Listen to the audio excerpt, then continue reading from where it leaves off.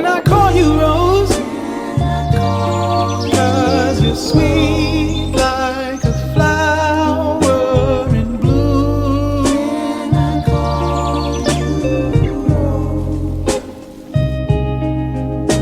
Can I call you Rose? 'Cause your fragrance takes over the room.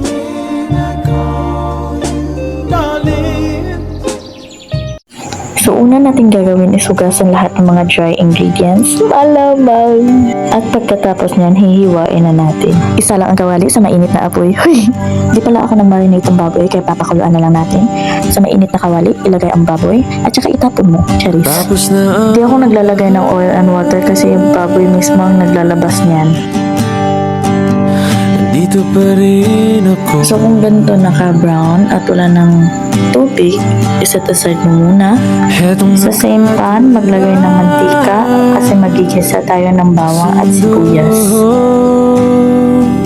Ilagay ang patatas, i-fry muna natin para madaling lumambot.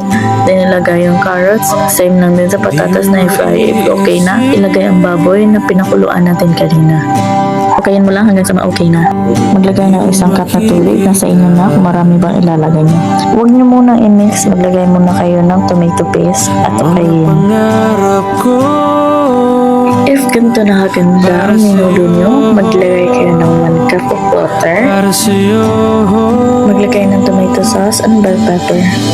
Dito na part, lalagyan ko ng dahon laurel para mabango. Takpan at antayin kumulo. So kapag kumulo na, i-taste test mo muna. Medyo matabang kaya naglagay ako ng konting asin. Konti lang naman kasi maglalagay ako mamaya ng pork cubes.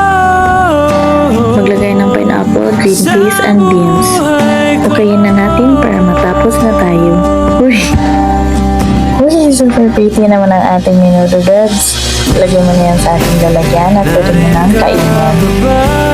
Unang kagat ay siya agad. Di ka na matanaw.